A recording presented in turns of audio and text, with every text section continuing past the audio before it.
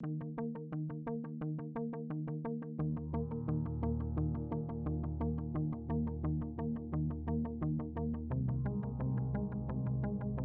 Brian Bounds. Paul Worrell, my brother. How we doing, brother? Man, I'm tapped in right now. Tapped in. Thank you for that ceremony. It's a beautiful, beautiful way to drop into this space. Oh, dude, thank you. Thank you for bringing the medicine. Thank you for coming, for being here. Mm-hmm. Man, I'm deeply honored, honestly, to be sitting here with you. We met about 4 or 5 months ago now. And at the start of that journey, I had no idea what was going to be on the other side of what was to come. And since then, we've both have been on our own journey of stepping into our power, stepping into our truth. And it's been amazing to see just where you started and the things that have come to light since we met in this very recent time. So I'm honored to be sitting here with you today and to have a conversation with you, and just kind of seeing where it goes. You know, for me, this is the first episode of my podcast, Seizing the Sword, which to me has been not just a recent journey, but a lifelong journey. And for me, I always knew that this was something that I wanted to do, but I never knew how to make it happen. And what I realized for myself was that there wasn't that belief that I could actually make it happen. There wasn't that trust within myself. And so by stepping on the journey that you and I have both stepped on in facing the shadows, going to the areas of our psyche that are troubling to look at, and finding truth within that is what has brought this moment to light. Yeah, totally. And this moment is very special as we sat in Hape ceremony before to drop into the space, and then the minutes leading up to hitting record, savoring together those last moments that we recognize both as a representation of a huge milestone for you. And I am honored to be a part of that milestone because this is an epic moment. It's an epic moment where you are taking your medicine to the collective and seizing the sword. And I get to be here with you. And the energy in this room right now is truly, it's vibrant. It's truly special. It's oozing with purpose. And as we dropped into the space just before hitting record, I mean, you just clicked. And so I'm deeply honored to be here, to be a part of your journey. And it's been so mutual it's hilarious. We've only known each other for like 4 months, something like that. Mm-hmm. Maybe 4 months is when we met here in Dallas after joining Fit for Service. And as the only two people in Dallas, the moment we joined that were around here. And you're the first person that I met in the program. And stepping into what I call the House of Mirrors, this community, has been a huge inspiration for me in my journey. And so much has changed for both of us in these last few months. Like I stopped saying an unbelievable. I stopped saying that I can't believe it. I believe it. It makes a lot of sense now. Crazy how that works, right? Yeah, crazy how that works. So what an honor, brother. Thank you. Thank you, man. Yeah. So what I'd love to open on is I'd love to give you the floor and have you, speaking, we've referenced the past few months quite a few times, and I'd love it if you wouldn't mind just kind of speaking to your story and your journey and perhaps where that started, a few months back, and, what's transpired over the last, few months since we initially met. Yeah. For the sake of context, just like yourself, this has been a lifelong journey leading up to now. And I've always felt like the misfit. Growing up in suburbia, Dallas Fort Worth, and kind of fell into what was shown to me as the normal path, which was the high school, university. Uh, I didn't I didn't do the fraternity thing, but I did something close to it because I was I was craving tribe. I didn't realize it at the time as a young man in my early 20s. Um, I had no idea what I wanted to study in university. I didn't have purpose. I didn't understand what purpose was. I was just playing in life, and there was so much beauty to that. Um, Fell into the world of cocktail bars, and which was the first chapter of my professional career while I was in college. And I picked a major in at the University of Texas in Austin that forced me to study abroad. That was the only thing that I was interested in college, was like, I just want to get out of here. Yeah. So I did, and I went to Spain, studied Spanish, which has been one of the greatest things that time in university brought to me. It was the gift of a second language, um, and travel. And I landed in Spain, did a study program there. Really, I chose the shortest study program possible so that I could just go travel.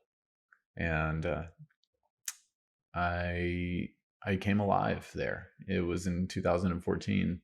I broke up with my girlfriend because things just weren't working. We weren't jiving. And I was about to go be in Europe for a few months. And I was like, oh, what a great opportunity to just figure out who the hell I am. And I started writing poetry.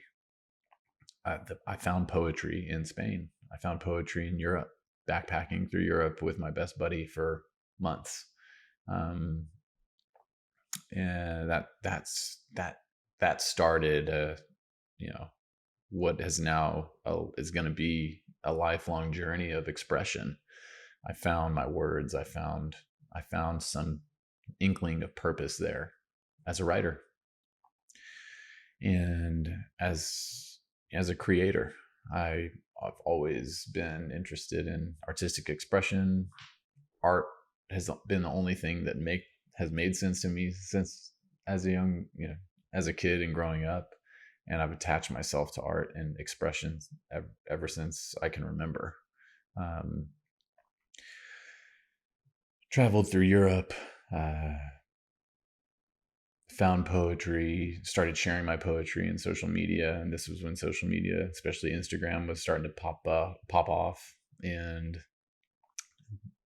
came back, finished my university, program, and graduated. And that was a huge accomplishment, especially considering the fact that I really didn't care that much.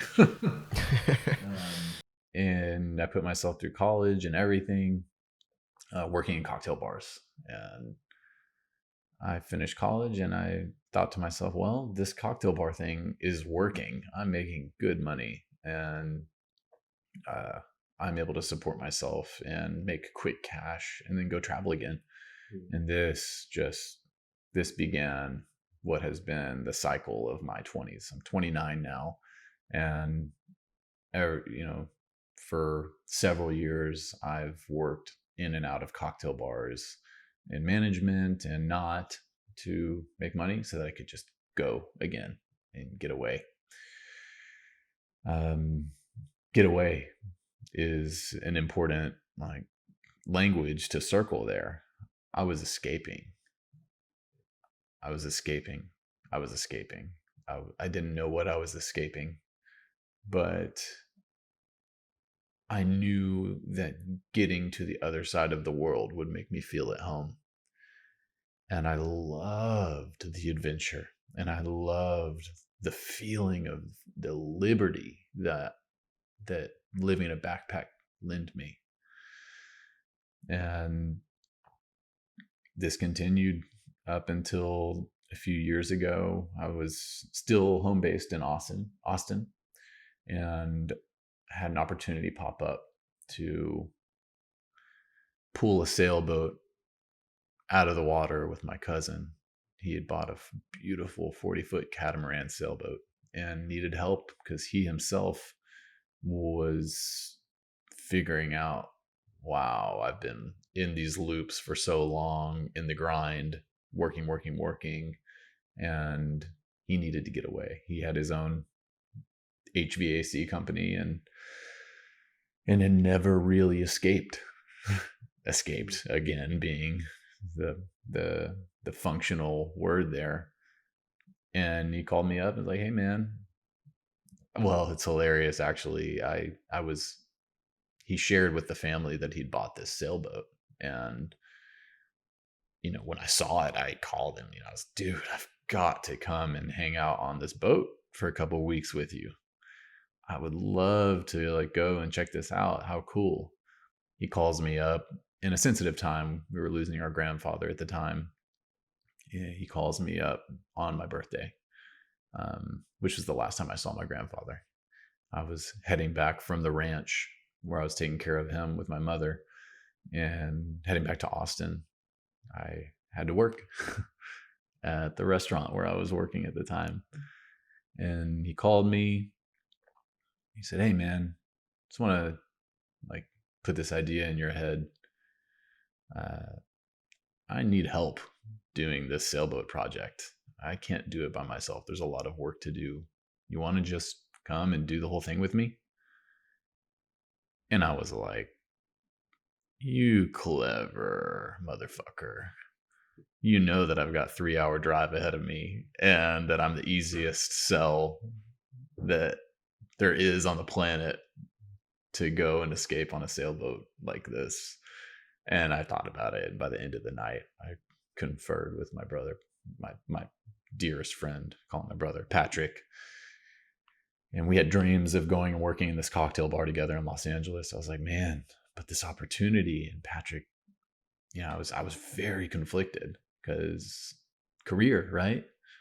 And he told me, and I commend him so much for really holding me here in this space. He was like, "Brian, you can't not do this. This is the opportunity of a lifetime." And that was that. Patrick helped move all my things into storage. I quickly packed up and booked it to Charleston. We pulled the boat out of the water, worked on the boat in a shipyard for a month, and I started living on this sailboat. And we started sailing down the East Coast towards the Florida Keys, and eventually into the Caribbean, around Cuba, through the Bahamas, around Cuba to Grand Cayman. And by the time we got to Grand Cayman, it was time to, we spent about 3 weeks, I think, in Grand Cayman. And then it was time to head back to Texas. And this was a few months worth of travel. And we sailed 1,000 miles across the Gulf of Mexico, back to Texas, to Corpus Christi, where he lives on the coast and has a dock. And so we docked the boat there. And so that season of travel was over.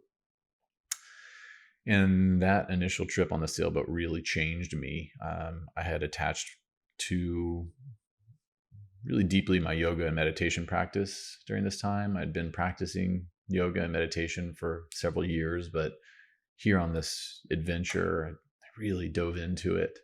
And I knew then that I needed to become an instructor, because the dreams that I had found on the sailboat were of adventure and of sharing adventure with people. I realized I'd uncovered another piece of my purpose. I'd uncovered one piece of it in music and art as a kid and growing up and through high school. I uncovered poetry in Spain and in Europe. And then I uncovered adventure on the sailboat. And we named the boat Balance. And this boat, this sailing vessel, Balance, it changed my perspective. I attached the word balance to my persona, and it carved out my my my character out of this block of marble that was Brian, that was slowly being chipped away into who I am today. And I'm still carving away, but I discovered a lot through traveling on the sailboat. And that was just the first season. We had another couple of seasons of travel on the boat on Sailing Vessel Balance, and I started a YouTube channel, and I started to harness other skills of mine. I love creating content. I love creating videos, and I make music. And so I was putting all my gifts together, but I didn't really, it still felt partially empty. And I didn't have the pool inspiration as we talk about. I felt like I was pushing a lot still. I didn't feel pulled by like a true vocation. And I realized that, fast forward a couple of years to just about 6 months ago in the turn of COVID. That was about 10 months ago or so, something like that. And I was home based in Dallas in between sailing stints, travel stints. And I was doing well in Dallas. I was making really good money at a bar that I love, where we actually ate dinner last night together, and this beautiful, tasteful spot. But it wasn't the fullest expression of Brian. I was still living in loops that didn't serve me. I had not found myself. I had not found my highest purpose. I was still carving away at it. And up until this point, I didn't even realize I was carving away at what my purpose was in life. But in hindsight, looking back, I realized I was chipping away at it. At the turn of COVID, though, I lost my job and I was stuck at home, staying with my dearest friend, Samantha, in Dallas, and we were stuck at the house for months. So I started teaching. I'd become a yoga instructor by now. I'd been teaching in the studio in Dallas and in my off time privately, and meditation. I started teaching meditation and yoga virtually at COVID, but I didn't really love it. Every yoga teacher and their mom was teaching yoga online. And I was just like, I'll let them do that. And I realized nobody was pivoting in the cocktail bar world. Everybody was upside down in regards to how to make a living from home with this skill set of a connoisseur that knows spirits and cocktails and taste and hospitality. So I started offering virtual happy hours, and I just invited my Facebook and Instagram homies, and I made 10 spots available because I wanted it to be a quaint happy hour, and it filled up like that. And so I ended up teaching 3 in a row because 30 people signed up. And I realized I was onto something. Quickly bought an LLC, bought a website, and Home Cocktalian was born, my first business. And it was really poetic because I knew as a young man going into the cocktail bar world that I didn't want to be a bartender past the age of 30. Here I was 28 and getting a head start in entrepreneurship, thinking I wanted to open a bar, a restaurant someday. And starting this online business, it showed me so much potential in regards to how to have a business.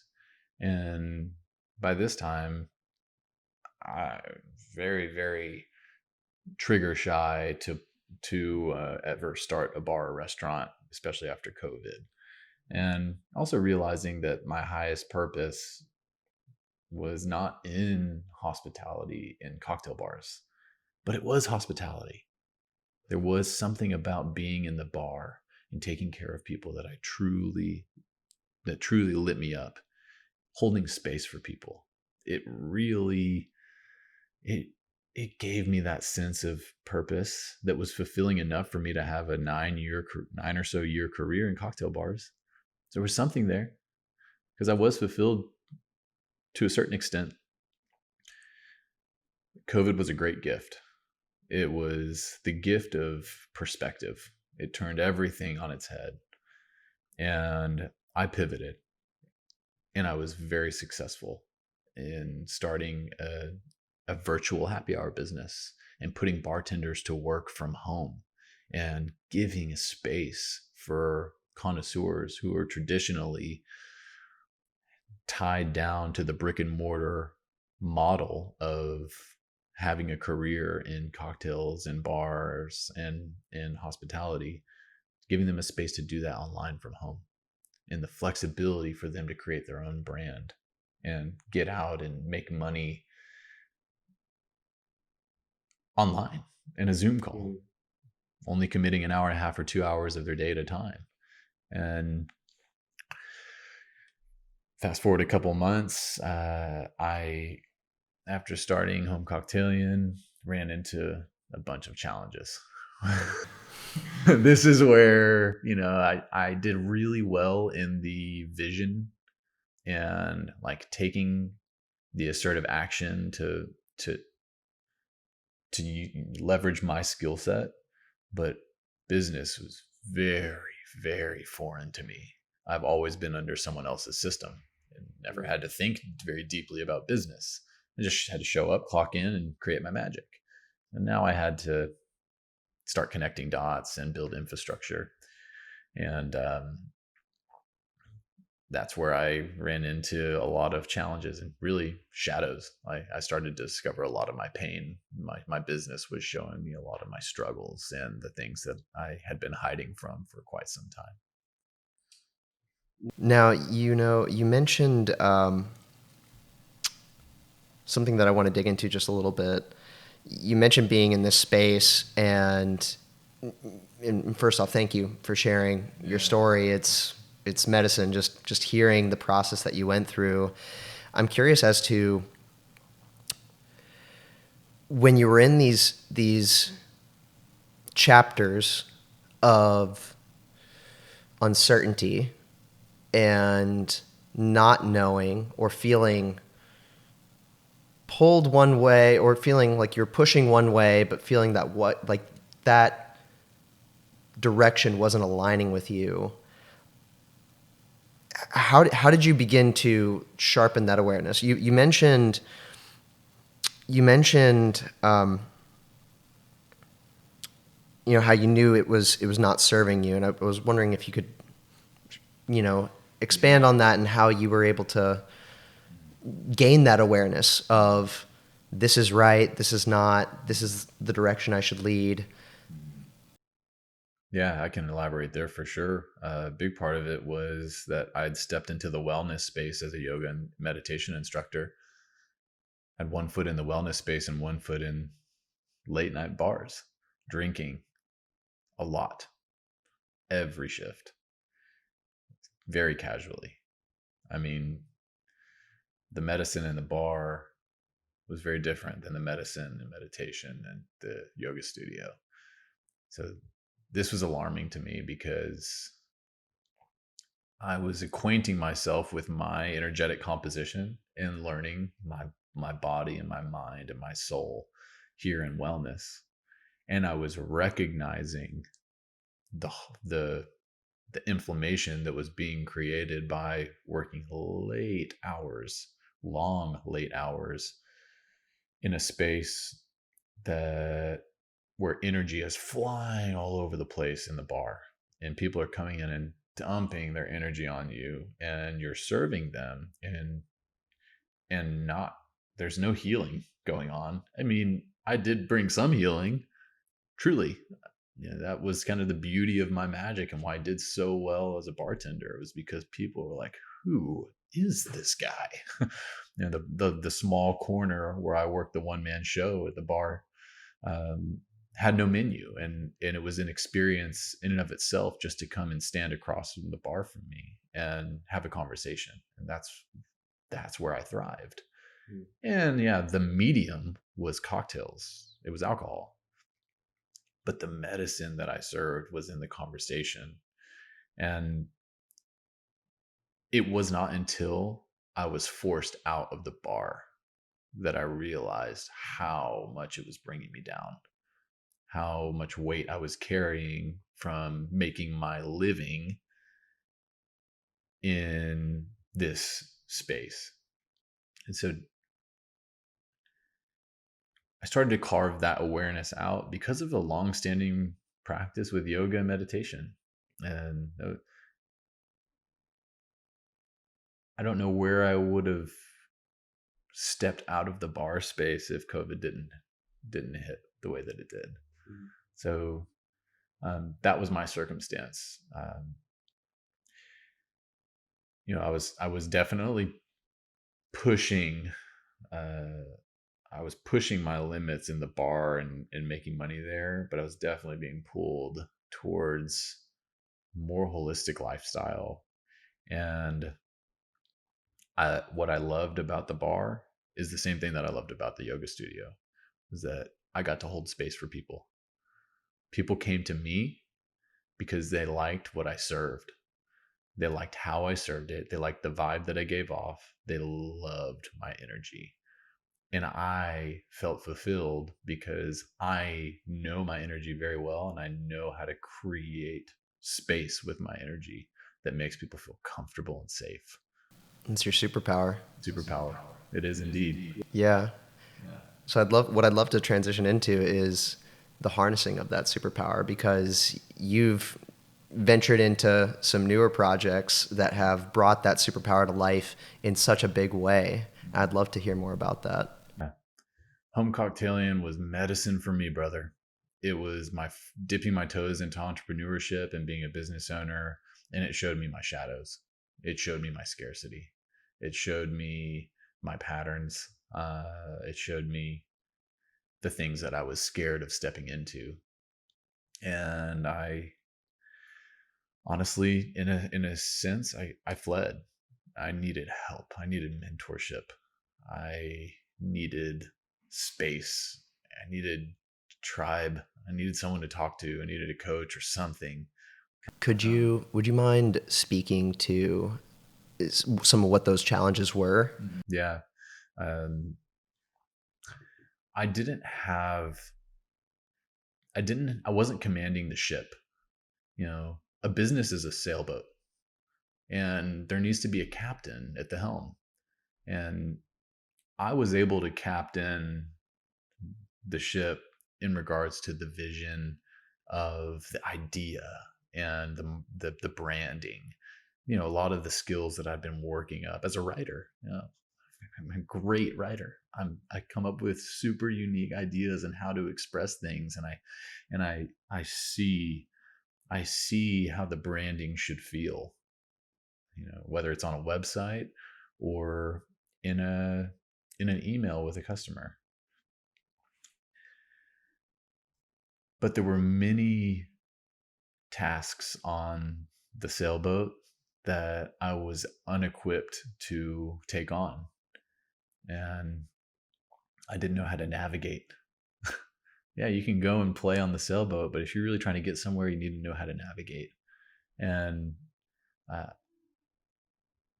I also needed the confidence to go and make power moves. You're starting a business, man. You got to have some nuts. You got to take risk. I was scared of risk. I didn't understand risk.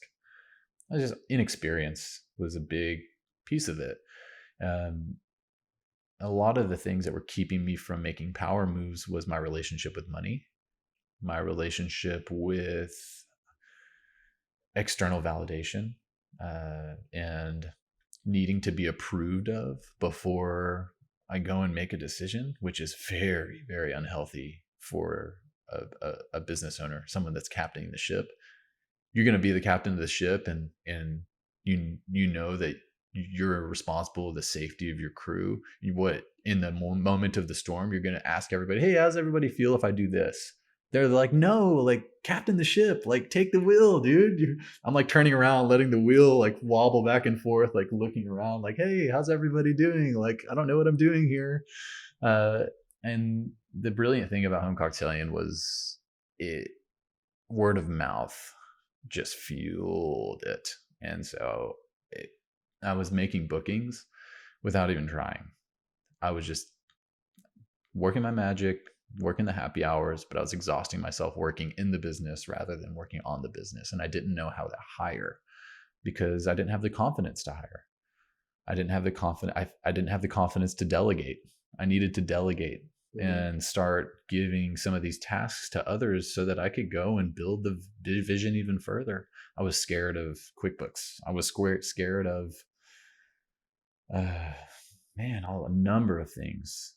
I'd like to cut back to a conversation that actually you and I had during that chapter, and it felt like from your end that there was definitely some scarcity, but also that there was a vision of yourself that you hadn't really aligned with, and you had this vision of yourself that was more reflective of the older Brian, the creative connoisseur, but what I remember is there was a challenge in actually seeing you as that person that could actually be the entrepreneur, that could be the CEO, that could be a leader. And as you mentioned, there was the financial insecurity, there was the validation, there was the need and the worry that, if you took a step, you were going to make a big mistake and it was all going to fall apart. Yeah. But it didn't fall apart. No. There was another piece of it. It was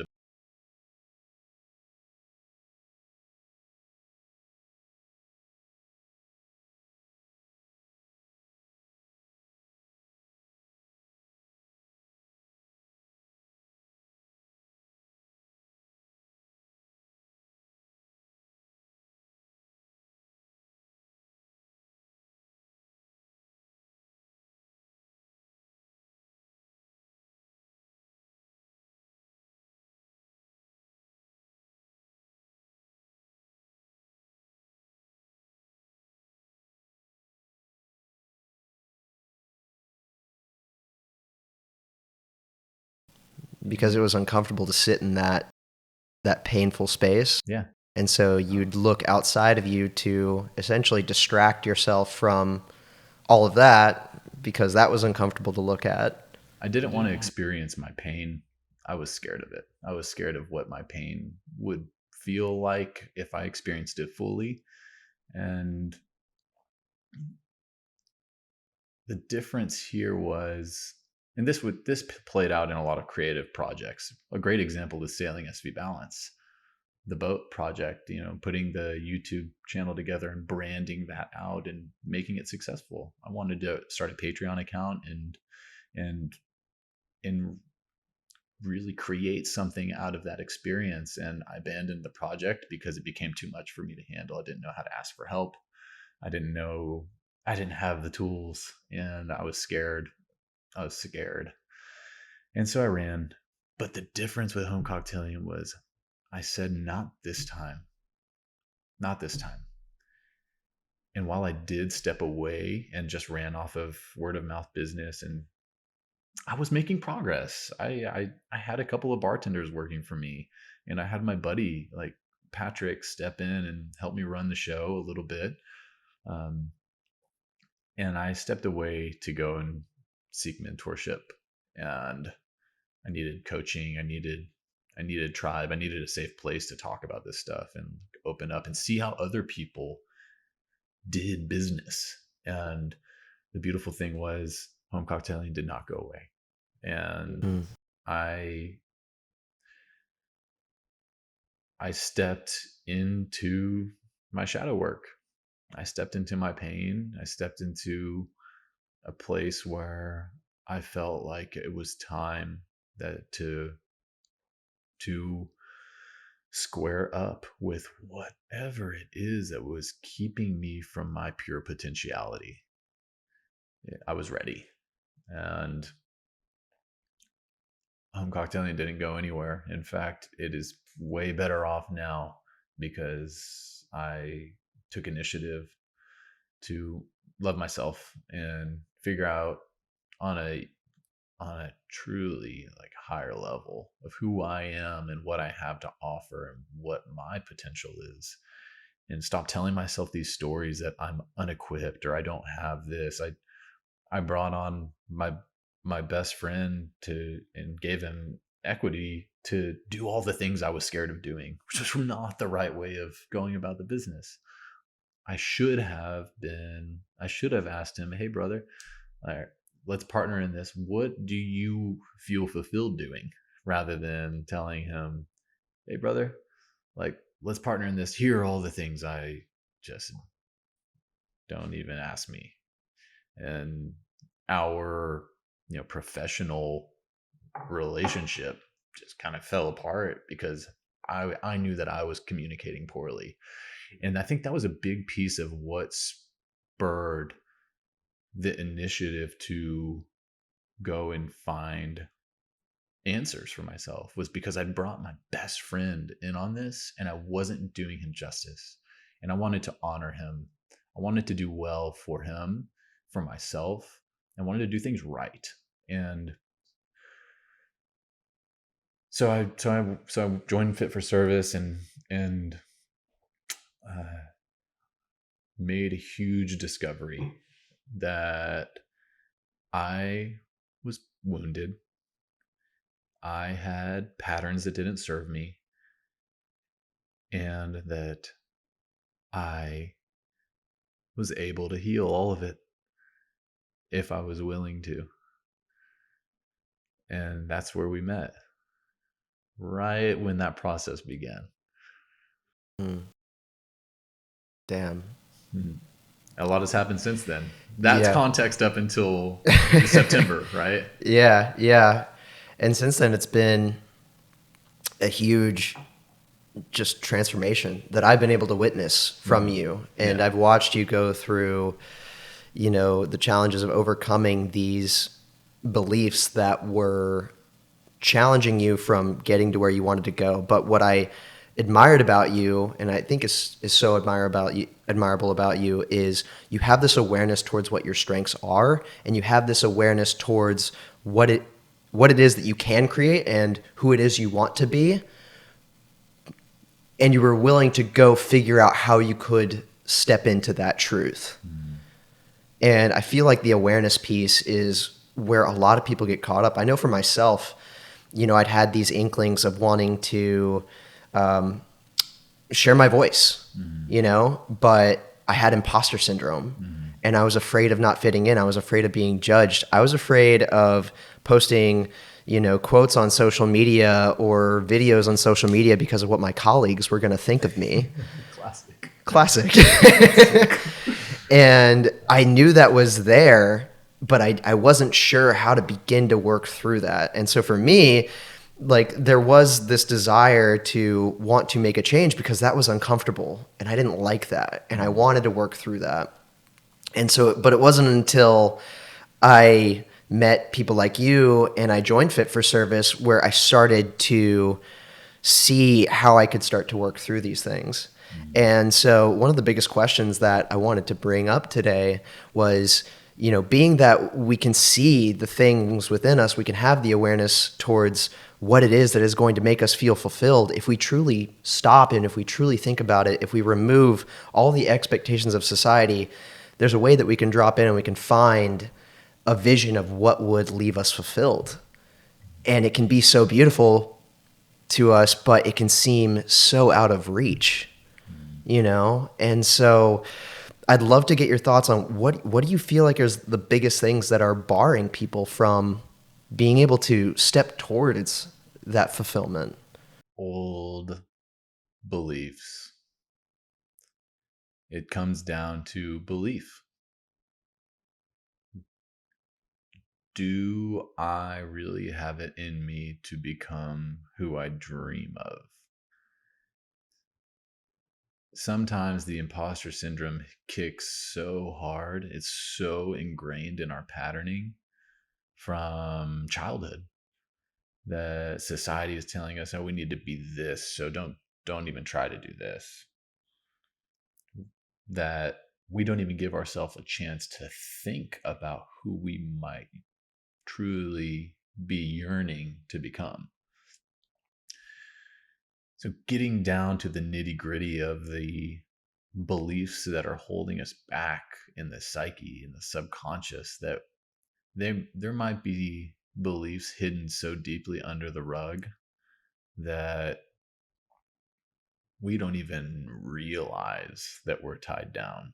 We don't even realize that most of my endeavors are not in alignment with who I truly yearn to be, and how I truly yearn to be in this beautiful life. We've never given ourselves the chance to even consider it. We've never even given ourselves the chance to dreamscape. And one of the great advantages, I think, in my experience, it was such an advantage to me that I made a habit of travel, of living in a backpack and being free of societal constraints. That when I would drop back into society, there was a piece of me that was like, I'm not going to do this exactly like y'all do it. I'm just not.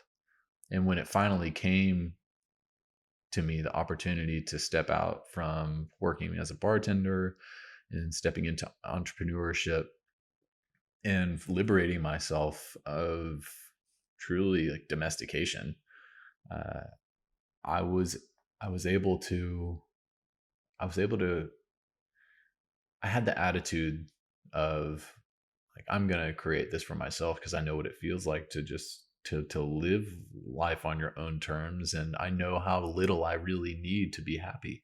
You don't have much when you're living in a backpack. You're going place to place, looking at beautiful things. So there's a belief about how much we need to be earning. There's a belief about uh, who our parents believe we should be. There's a belief there are beliefs left and right that don't serve us. So as soon as we're ready to start considering creating awareness around these beliefs that are not serving our highest soul purpose, then we have triggered the universal magic of transformation. Step one in the process of transformation, you nailed it. It's awareness. So whatever we can do to start digging into our deepest the deepest places in our heart and our psyche, our subconscious, to to recognize, all right, what is it that's actually going on here? What are these beliefs? For me, it was scarcity, big one, because my parents lost most everything in when I was in high school, and I needed to, they did a damn good job. I'm the fifth of five children. Like, they they were very successful in a lot of ways throughout their career. It just so happened that when I was a young man, 13, 14, 15, after 2008, that they had a really tough go at it. And I needed to go live with a family friend in high school to finish high school. And so I understood the world as a place where money was hard to get. And so this created patterns in my behavior and how I in my relationship with money. I a piece of this experience for me was abandonment too. It was not my parents' ideal situation. They did not want to like not have me in their household for those last couple of years of high school. They, but we figured it out, right? And I went and I finished high school, this wonderful high school, and went to college and everything. But look, the reality is I was not living with my family anymore. There was a piece of abandonment there. And look, I love how my life went. Like, I'm so grateful that that happened that way, because it led me to this higher knowledge of what abandonment is, and now that's my medicine. I can talk to people about it. Another piece of that uh, was the being the baby of the five children and always looking up to my much older siblings. I have a brother that's 17 years older than me. You better believe that growing up that I wanted validation from all of my elders. That's primitive nature. It's primitive survival tactics to be accepted by the tribe, by your elders. Nothing wrong with that. But it ingrained patterns in my behavior. Now, transformation would not have been initiated if I had not stepped into a container where I could start creating awareness around these patterns. And I attribute a lot of my personal transformation to my yoga practice, to my meditation practice, to my other practices that brought me awareness, to my travel, my career in travel, and not my career in travel, but you get what I'm saying. I mean, you're pretty much a career traveler. Well, I am now. It was not professional back then, though. It was like I would come and have my career in cocktails so that I could go travel. But for context, Brian's been in town for a day and is already leaving tomorrow. So. yeah. Nomadic AF at the moment, particularly. We should get you a shirt that says that. Nomadic AF. Yeah, those would sell like hotcakes. Put it on the Breathe Balance swag page, man. Heck yeah. That and brand new bitch. That's the transformation slogan. Yeah. So when you truly step into transformation, we've coined that you become a brand new bitch, but we can circle back to that. Yeah. And we haven't even touched on Breathe Balance. But a lot of the context leading up to Breathe Balance was Home Cocktailing and my personal journey. And this pivotal moment where I began creating awareness. And initiating this transformation process. And so I began to learn what transformation was. I learned in a tribal community of like-minded folks in a mastermind container that we can alchemize our pain. We are magicians. We can alchemize our pain and our wounds into our power and our purpose. And as soon as I saw examples of that, I was ready. I was primed and ready because I had all of these skills. I'd been doing a pretty damn good job in life, and it was just, I was chipping away at my purpose. But one of the first weeks in the mastermind, in a men's call, I asked, I'll never forget this moment. I've told this story several times because it was so pivotal for me. This week 2 in the men's circle call on Zoom, I mentioned also self-sabotage.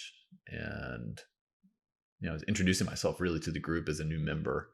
And we circled back to it. And the guys facilitating the call gave me the space to open up and about my self-sabotage tendency, this habit, this pattern that was keeping me from making power moves in my business. This is a big reason why I showed up to Fit for Service, was to learn how to take control back of my business, of my life. And Steve Fielding, who actually texted me right before this, funny enough, he asked me what I was scared of. He said it was as simple as that. And Brian, what do you fear? And it's like, okay. Because I requested questions. I was like, I'm just exploring this struggle. I could really use some questions to start digging into what I'm experiencing, because I don't know how to talk about it. And he's just made it that simple. So what do you fear? And I was speechless for 90 seconds, at least. Nobody said a peep. Every man on that call, and you may have been on that call, every man on that call held space for me to feel. I believe I was on that call. And I couldn't drop into my feeling. I was so patterned to not feel that truth because my ego did not want to feel my fears, that it took a good 70 or 80 seconds before it came to me, what I was actually scared of, what I was actually fearing. The first thing that finally came to me, I had nothing for it was dead silent for at least 60 or 70 seconds. And I finally came up with this poor relationship that I have with money and finances. And that just blew the top open for my personal transformation. I had finally said in front of a group of folks, men particularly, what I was scared of. And something that I'd been scared of for a long time was financial wellness. Right. And that was the beginning of a huge transformation from scarcity into abundance. And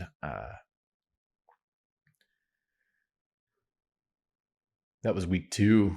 Several weeks later, I think just a week later, I met you and started creating more awareness. I finally had an example of somebody like-minded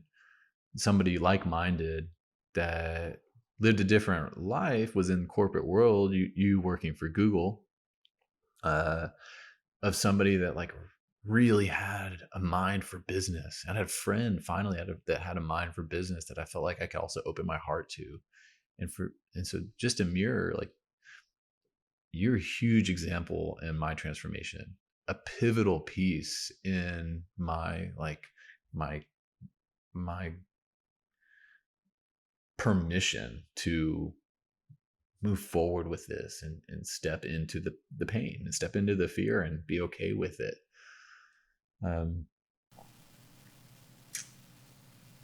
Thank you. Yeah. I'm deeply honored, man. Yeah. I'm deeply honored to have played any role in your journey. And really, all I can say is when I met you, I just saw boundless potential, but you also showed up with just endless curiosity and a desire to want to move forward. Mm-hmm. And regardless of if you had the answers or didn't, you were willing to show up and ask the questions. Mm-hmm. And for me, you were a perfect mirror for me because I had over-indexed in the other direction, working my full-time job, working on starting a candle company, working on starting multiple other projects. Mm-hmm. And in many ways had really struggled with turning off the switch of being in that do masculine energy. There's a saying that we coined during dinner last night. If you if you consistently just do, you're going to shit all over yourself. And I did, but like what I had lost in that process was my own creativity and my own intuition. I was too busy looking at examples of how to be successful in business. Mm-hmm. And was never allowing myself the space to drop back into my heart and drop back into feeling and emotion. Mm-hmm. And meeting you, who, to me, you're just a perfect example of what it means to be authentic to who you are, And like in many ways when I met you, it was like seeing 12-year-old me again, 13-year-old me again, without all the bad, just knocked the mic here, without all the patterning, but to see you just so free from the expectations of, of parents, society, college institution. That was the exact opposite of what I had done. I went and majored in sales, because I knew I wanted to work with people. That was the interest. I loved entrepreneurship because I loved creativity and I loved bringing ideas to life. But then that got lost in translation of, making money and, being successful. And then moving into the sales program, I found it was all about this process. And, I really loved the idea of working for a big name, and I sought out recognition by, going to Adobe and working for these big names and being around these big brands and having this cool title. And it made me feel important. And it made me feel like I was important to my parents as well. Mm-hmm. But at that same time, like I wasn't happy. Yeah. And I was lost and I was confused and I was constantly trying to push myself into this image of myself that I didn't fit into. And in many ways, I'm still removing those expectations. I'm not off this journey. This is a journey that I'm still stepping into, which is why this is episode number 1. And I talked about this forever ago. Not seizing the sword in particular, but I wanted to start a YouTube channel. Like, I wanted to be an actor. That was my first inspiration, because I loved, for one, making people laugh. Humor was a big part of my medicine. It was the way that I escaped the arguments and the challenging situations as a kid. And even like my own discomfort was the escape through comedy, but it was also my way of helping other people escape. But what I realized is it wasn't, from now, that's turned into a strength of not wanting to make people escape, but to help people see light. And so that's why we're here now. But it was your reflection that was also key in helping me to remember that. And so just to speak to it, we've talked about Fit for Service a little bit. We haven't even gotten to Breathe Balance yet, which I'm excited to. But there's this aspect of just surrounding yourself with other people that are representing the outcome that you want within your life, you know? And so if it's to be a successful entrepreneur, where can you find other successful entrepreneurs that are also living in alignment, that are also living with peace in their hearts? And then from my side of things, if you're feeling lost, and not feeling in alignment, how can you find other people within alignment? And we talked about this a little bit last night, which was, how can people begin to garner this awareness? And I think something that's really important is, for one, getting a vision of what it is that you truly want in your life. What does that look like? Gaining awareness of that. And then where can you find examples of that? And if you can't find them within your immediate vicinity, which I think for many people, it's challenging to find friends or family members that are also in alignment with that. And so then it's looking to resources. It's 2021 and media consumption is through the roof, because you can find everything in the world on this computer here. You can go to YouTube, you can go to podcasts. Shameless plug. Check out Seizing the Sword. But you can find all these resources online. And for me, that's what was transformational, was, for one, when I left for college, I got surrounded by all these people that were like completely different from the world I was living in. The reason I got so deeply into entrepreneurship is I met other people that were entrepreneurs that wanted to start businesses. And we started a business within my freshman year and ended up making headlines, being on newspapers. And for me, I know all my high school teachers were damn surprised to see that happen, because it was just a complete shift from who I had been before, just because I moved into a different place and was surrounded by different people. And obviously, those influences recommended books, they recommended podcasts, Tim Ferriss, Tony Robbins. And it's been through that process of really jumping in and finding the interest in that and seeing all these new examples of how I could be what I want to be, that really helped me to start at least taking steps towards figuring out how to make it happen for myself. Another piece of the awareness is not just awareness of patterns that aren't serving us, but awareness of things that you like. Who are you? It was actually on that Joe Rogan video that actually you sent me in regards to our discussion last night. He's talking about women in the 60s that would go to the doctor and say, "Doc, my nerves are out of whack. Like, what is wrong with me? I have a husband that actually treats me well. I've got a washer and dryer, got a nice house, but my nerves are all out of whack. What's wrong?" And the doc would say, "Oh, you're right. Here's some Valium." and says, if we went back to that conversation now, we would ask, all right, like, I understand that you have all of the things that society tells you need in order to be happy, but tell me about yourself. What are you interested in? What drives you? And that's the key, is like, who are you? Who are we? Like, what is, and that brings us to the purpose piece. This has been such an important word in my transformational journey of the last several months, is discovering and distilling my purpose. And I've distilled my personal purpose down into one word.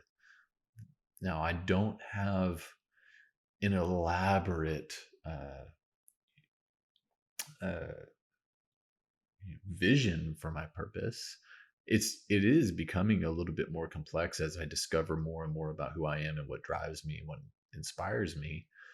But I've been able to distill it down to one word, which has helped tremendously in that pool, in being pulled towards the things that uh, truly fulfill my heart, and pooling, leveraging that law of attraction of the universe, pooling things into my field that are going to assist me in executing my purpose.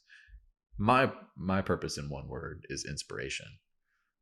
My purpose is to inspire those around me. And I additionally live for the feeling of being inspired. That's why I ventured to travel so much, and I wanted to feel my heart on fire for the inspiration, because of the scene and the feeling of the room and the feeling of the people and the food and the drink and all of the sensations coming together to feel the inspiration of the moment. So in regards to the awareness piece, it's awareness of like who we are, and like who we truly yearn to become, and having examples of that, like we talked about, someone to look up to, that whether it's a tribe or one mentor in particular, and then awareness of the patterns that are holding us back from taking action.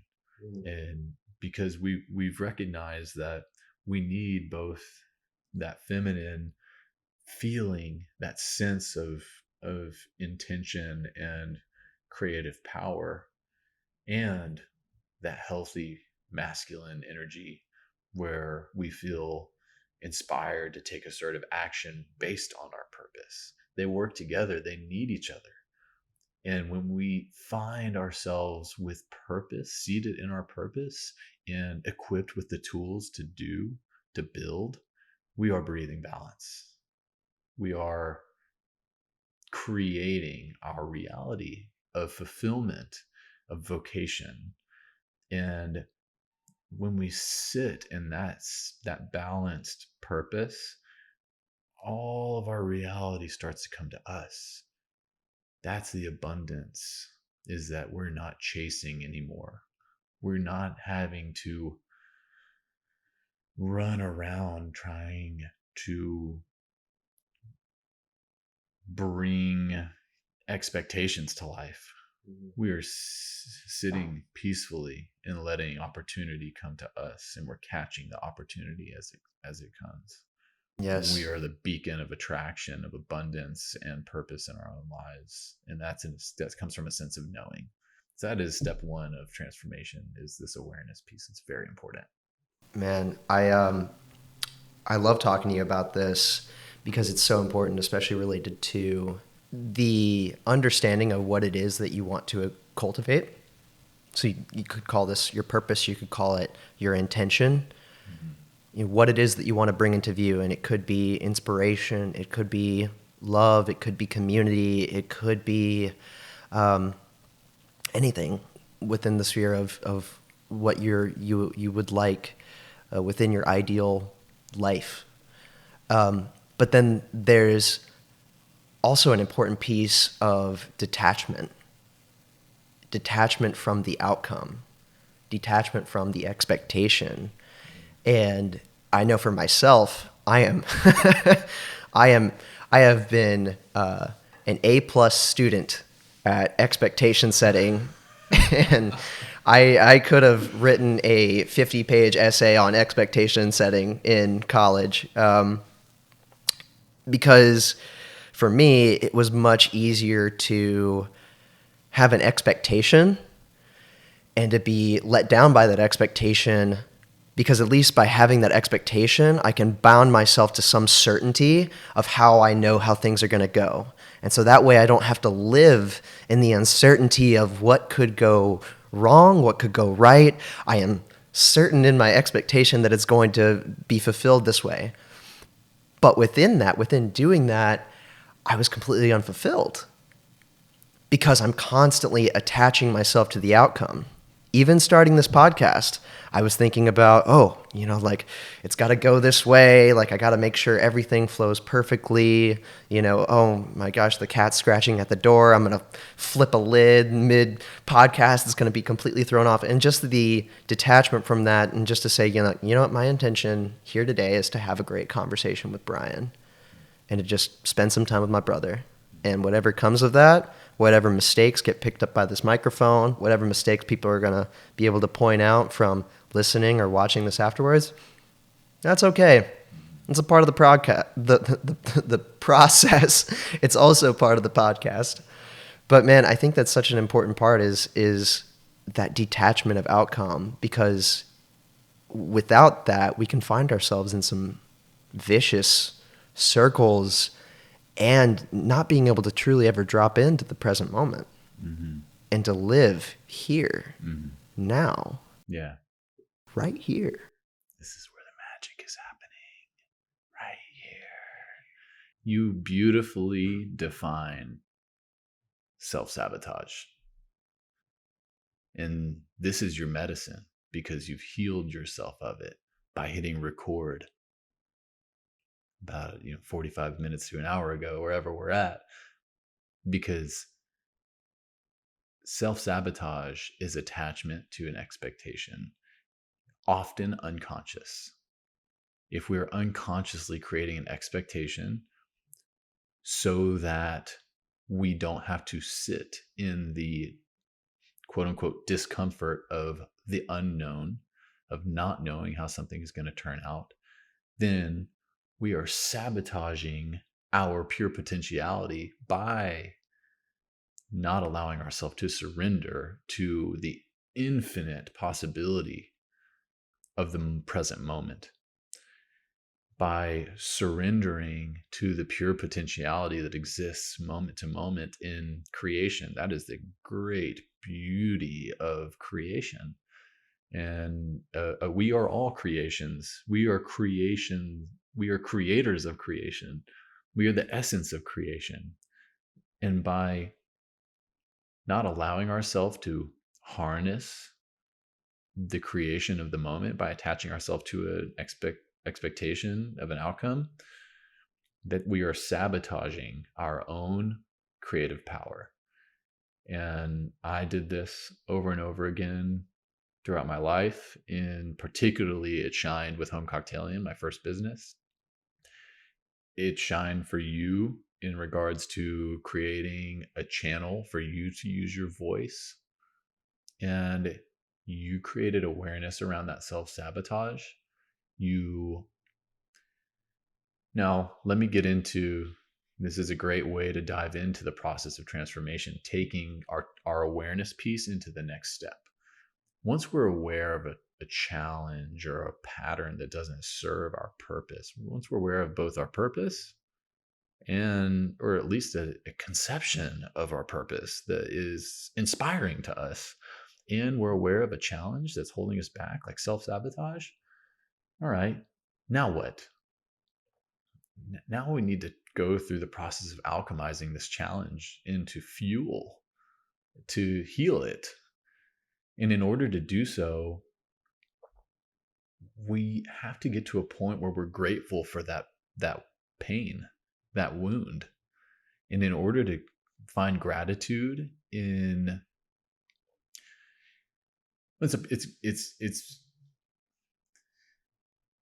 so in order to find gratitude in something like a shadow like self-sabotage, and alchemize that into a knowing of the troubled pattern into a new pattern, we've got to forgive ourselves. We got to forgive ourselves of all of the time and quote unquote missed opportunities. We can be very hard on ourselves, and we have to practice forgiveness. So I have this wound, I have this pattern that doesn't serve me. I see it. I forgive myself for being imperfect. I give myself grace. I forgive anybody else involved for being a part of this. Maybe it was maybe it's a family member that cued this patterning early on. It could be highly circumstantial, just like being the fifth of 5 children. It's nobody's fault. What a gift. Being the baby of the family is the best. It comes along with this, this external validation piece, but it's amazing. And I give myself grace. I could not have controlled that. I forgive myself. I forgive myself for any like shame or guilt that I had hold for having been held back by this pattern before. And I'm grateful for this challenge in my life because it brought me to now, and it's shown me my pure potentiality. Right. And now with this intention of transformation, I surrender. I surrender to the pure potentiality of the moment. I am equipped. I am whole. I am healed.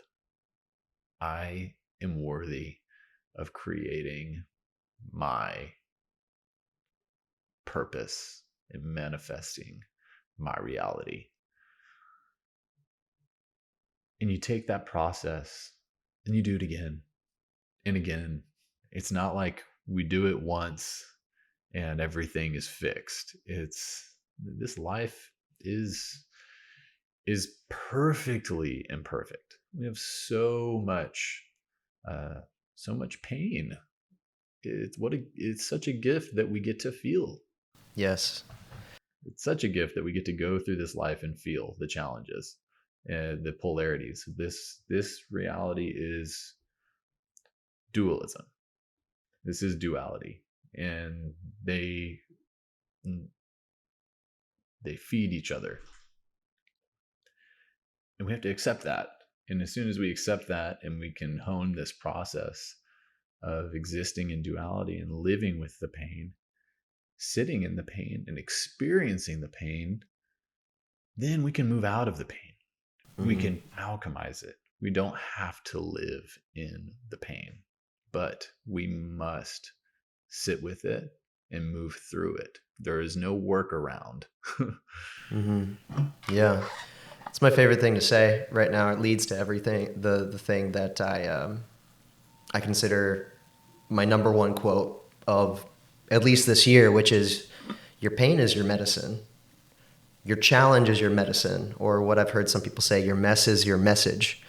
And there's something that comes out of the use of things like social media, as well as, marketing and advertising, as well as expectations from parents as to this is how you're supposed to be, or even, especially with social media, that life is always perfect.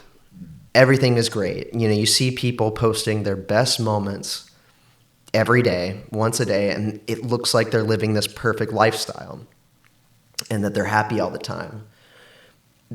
And it creates this illusion that the human experience needs to always be happy, that it's supposed to always be good. And so we push ourselves to obtain this unrealistic goal that life's gonna be perfect all the time, and I need to have all these pieces. I need to have the nice car with the great boyfriend, girlfriend. I need the dog. We need to match pajama pants for the holidays. We need to take all the pictures. We need to do all the posts, do all the things you're supposed to do that you do when you do these things.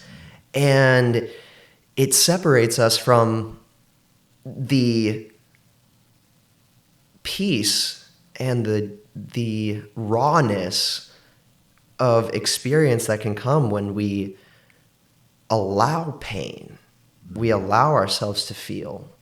So many men in our lives struggle to feel pain because they've been told that they're not supposed to feel pain, that they're supposed to be the stern force, they're supposed to be the man of the house, and that it's not okay for them to share their emotions because their father didn't show their emotions or told them, don't be a puss, like man up, and what I found through my experience, and what I've seen so many people demonstrate, is it's actually the opposite.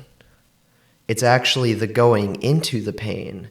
It's actually sitting in the pain and understanding the pain and finding peace within that pain and where that comes from that allows us to move forward. And then it's the alchemization and working through that pain that allows us to then share our story and share our journey. And if there's anywhere that any of us can find our uniqueness, it is in our story. Mm-hmm.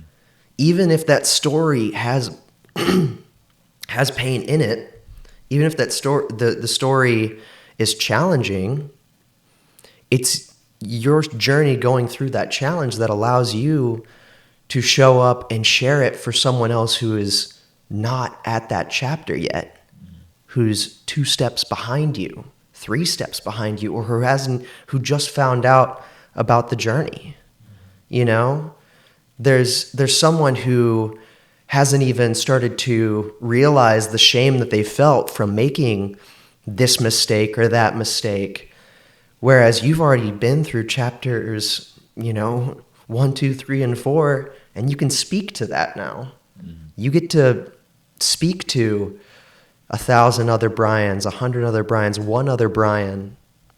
I can speak to 1 other Pauls, but it's because of the journeys that we go through as an individual that allow us that ability to do that. Because without our story, there's no way that we are able to show up and speak to that and support someone else who potentially needed us to show up that day, who needed to hear just that one phrase that you mentioned, or just to even show an example of what it means or what it can look like to overcome your shit.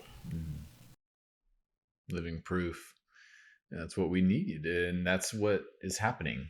Is as troublesome and poisonous as social media can be in creating expectations, societal expectations about how we should be, it's just as powerful a tool for transformation and for healing and wellness and creating a deeper sense of purpose in society that is in a higher alignment with truth, rather than domestication. So, I mean, I couldn't agree more. Yeah. And you mentioned it as well. Social media doesn't have to be a negative tool. It doesn't have to be something that just projects back this mirror of how you should be, but can actually be an avenue for you to connect with like-minded people and to digest content from people that are speaking the message that you do want to resonate with. Mm. And I actually encourage people to take to social media, because it's been helpful for me to show up and actually just share your raw self. Yeah. Just share your story, share who you are. Mm-hmm. Don't share a version of yourself that you're like trying to mold yourself to be that isn't authentic with you. Mm-hmm. Come back to a place of authenticity within you after going through that process, and take what your story is and bring it to the surface. Yeah. Because there's power in sharing. I find that this is true for me and true for a lot of people is we show up to share or we want to share, but then we're worried about the person who's going to tell us that we're wrong or tell us that we should change or that we should be different. Yeah. We're afraid of that judgment. I mean, at the same time, there's power that comes with sharing because, well, you might attract the people or there might be the people that are going to project their judgments onto you. There's also going to be, potentially even just one person who's like, fuck, man, I really needed to hear that today. Thank you. Thank you. The reality is when we begin to speak our truth, we may just save somebody's life. And as I've stepped into my purpose to inspire, Breathe Balance was born. And Breathe Balance is a platform that champions truth. It champions that soul purpose. And it champions people that have medicine to share, which is everybody, whether you know your medicine yet or not.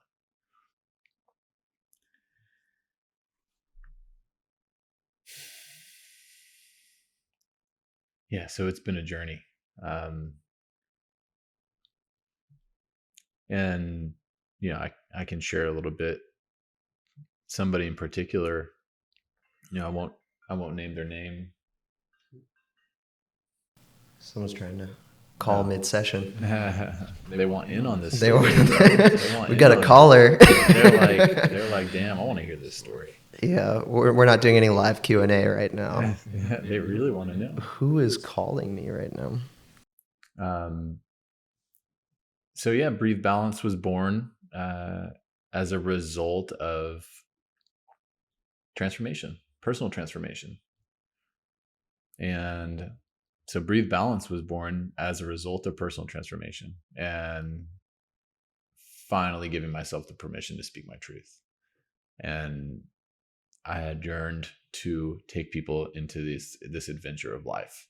And over the course of all these travels, the sailboat, particularly naming the boat Balance, like seeing the branding and like all of the vision, but not really knowing how to do it, like lacking that business mentality and a lot of that masculine structure that I needed. Home cocktailing gave me a lot of that experience. And so as soon as I healed my scarcity, my external validation, this sense, this tendency to abandon projects, I was able to very quickly manifest truth. It was a very powerful experience. And so I started sharing. I told folks I wanted to create an experience that replicated my transformation, and started sharing about a New Year's retreat. I wanted to create a conscious New Year's retreat. And high vibe, no alcohol, just great people, setting actual intentions and like actually meditating on them and doing the work before and after. And you were called to join. We were in Miami together, and I had mentioned it, and you were down to join, and you were one of the first people I had commit, and it gave me a lot of confidence to go and speak my truth, feeling like, oh wow, people are resonating with this. I need to go and share the message. And I began to share my truth for the first time. I had shared my poetry, but I'd not shared much about like who I am and what I've struggled with. I started talking about my scarcity, my old scarcity, my old, abandonment, my old wounds, and how I'd had enough and that now was the time. I started talking about on Instagram and, my social platforms, that it was possible to harness this process of transformation And it started with intention, started with awareness, started with showing up for ourselves. And fast forward to the New Year's retreat in Austin, uh, I realized that my message saved somebody's life. And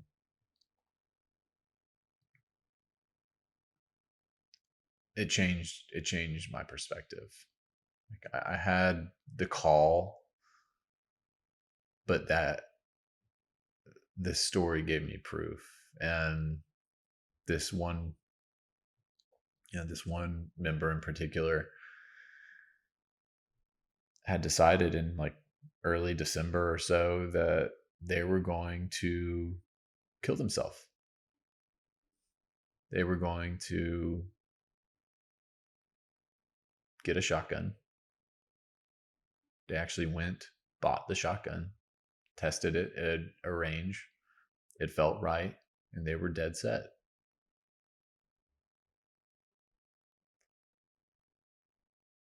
They had the shell in their pocket that they were going to use. Mind you, I'm being told this story at the retreat by this person with you sitting right there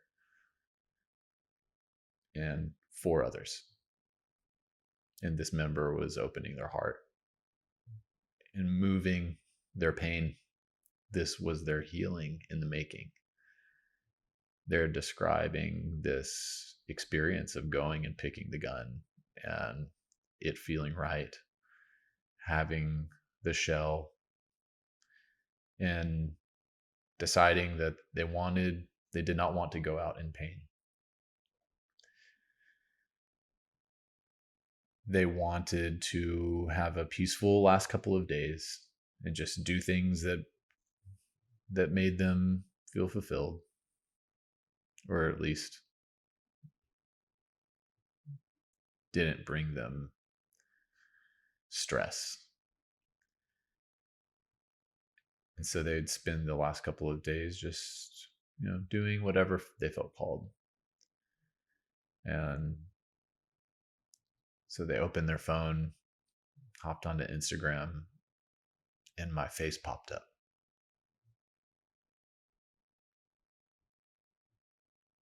As they told this story, my stomach just dropped. And it was in that moment that they're describing. I remember this moment because I was on the other end of the email that was sent. A long, long email. I saw it and I was moved.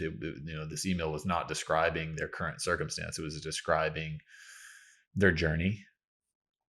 And I saw it and I thought, wow, like my message reached very far, because this person did not live in stateside. And I got this email and immediately responded, and they committed. Fast forward late December, they're going to the airport, going through security, and security finds a shotgun shell in their pocket that they'd forgotten about. And it was confiscated.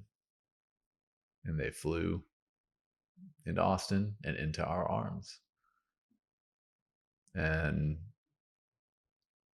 now this person is starting their own fellowship and sharing their story and healing those around them. And when I was told that story at the retreat, I'd never felt so like seated in my purpose and aligned. My truth had saved this person's life.